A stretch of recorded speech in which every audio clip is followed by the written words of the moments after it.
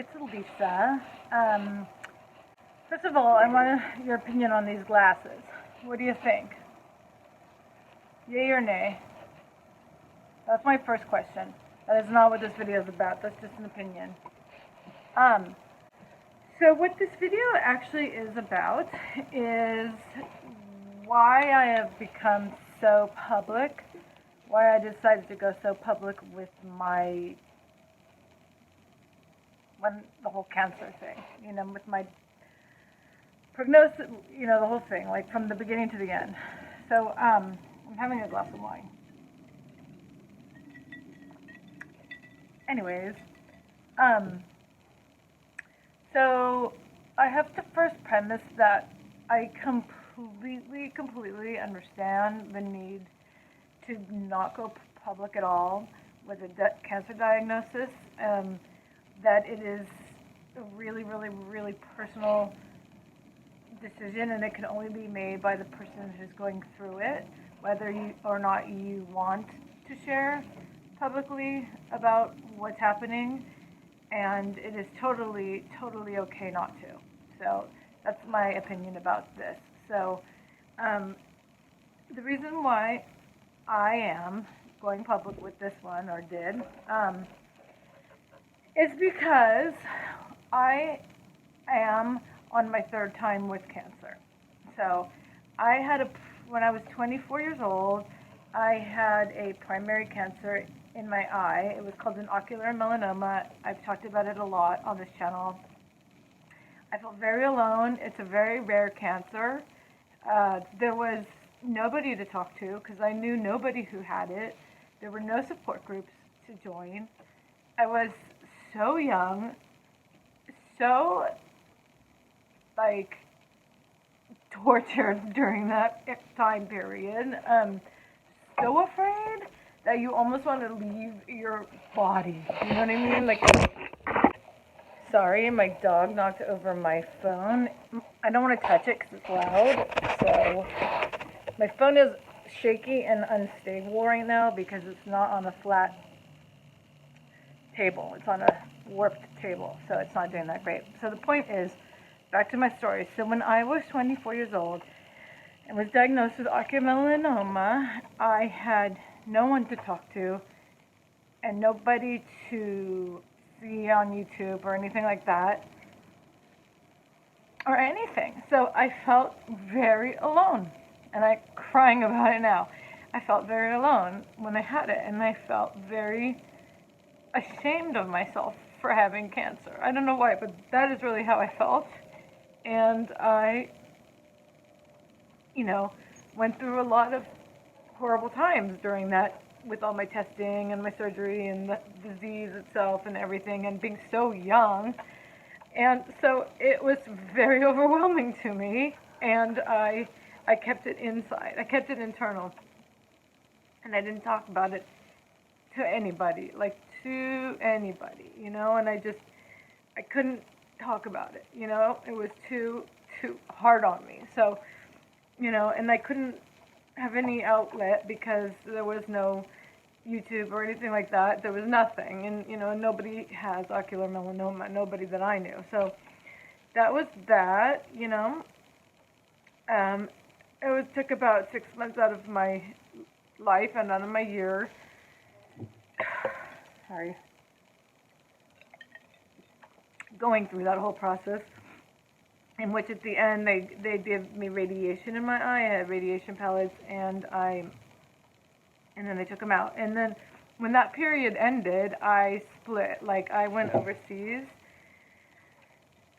I moved to the Middle East. I joined the university there, but didn't really study ever. I joined Hebrew University, and all I did was party with my friends and try and.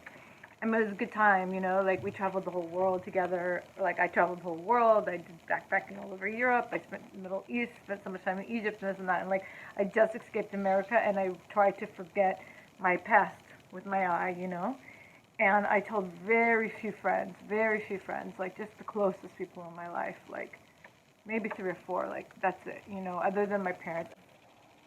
Anyways, so I was really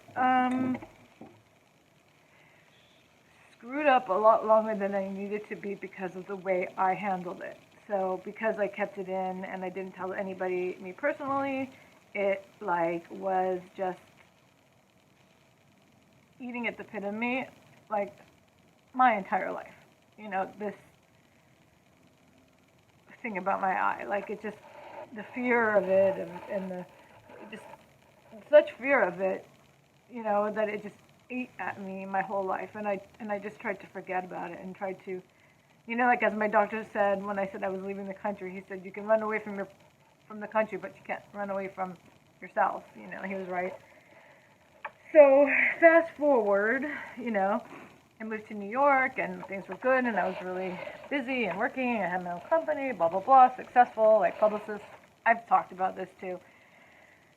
And then my eye started getting bad. And make a long story short, cancer came back. Okay, cancer came back. This time it was worse and I had my eye removed. And, you know, so that kind of crashed my world. And I didn't want people to know because I felt uncomfortable with my face and I was just in fashion and, you know, I used to be so confident and, you know, and I just wasn't and I lost my confidence, I lost my everything and I left and I moved here to do my medical test because I couldn't do it in New York. I moved here and I felt lost for like ever.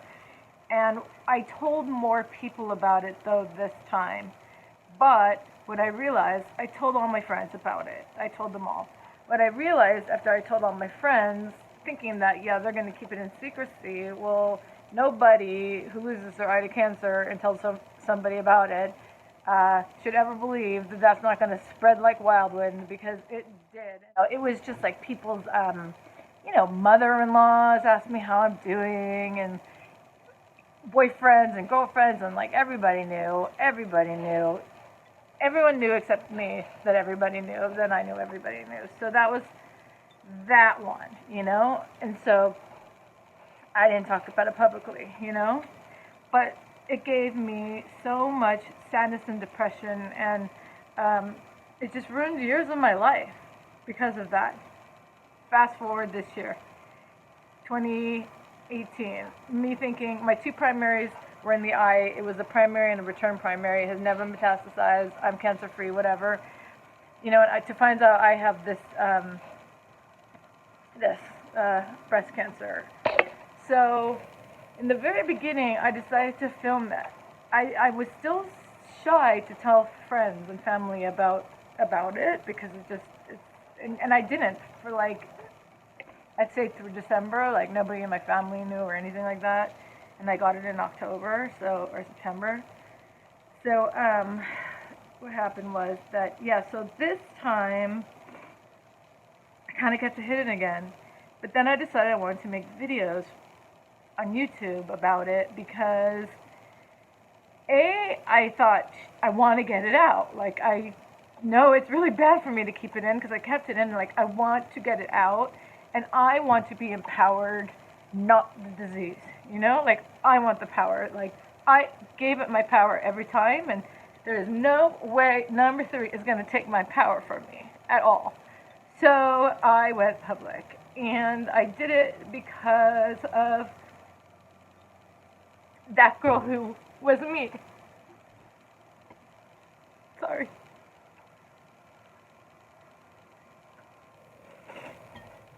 Because of the girl who was me at 24 and had no information, you know, and had to suffer it alone. So I'm doing it for that girl. You know, the girl who is scared and wants to know what it's like to go through it and to fight it. And so, you know, that's why I do it. And also because it gives me some meaning in my life. Because cancer can make you feel very meaningless. God, I'm crying. But cancer can make you feel meaningless. And it's a problem that, like, a lot of women share. Because you can't do anything when you're in cancer. Like, you know, people can't work a lot of the time, or, you know, have to take it off, or they're not the same, like, as they were before, you know? And so I had nothing to do all day but sit around home and make videos. Like, why not? You know, I had nothing else to do. So that's another reason why I went public with this one. And now, where I'm at is just like, it's just amazing to me, like, the wonderful people I've, like, met through this. Like, honest to God, like, I have, like, internet friends through this that I, follow and watch dearly, so it's not just about, like, me making videos for people. It's like I also am getting so much back. Like, I am now following, like, all these people who follow me on Instagram too. We follow each other and we like each other's things and, like, root each other on. And these are all strangers that if I hadn't gone public, I wouldn't have met. Like, they help my recovery, I help their recovery, and yeah, and that's probably why I'm a little obsessed about this whole disease more than other people, because it's just been a part of my life for so long, which is hard, but it is what it is, and so, yeah, it just gives me a purpose. It gives me a sense of purpose of why I'm going through it, as if I could just, whatever, like, that's why I always do anything. Like, people DM me, like, do you want to, like, do this? Yes. Like, yes. I'm like, yes, I'll do it all because I want to, I want to be out there. I want to be visible about the disease, and I want other women to be empowered, and I want my power too. It gives me my power back, doing this. It gives me power back that cancer otherwise would have taken. So that's it. Long one. Sorry. I'm going to get off, and I love you more. Peace.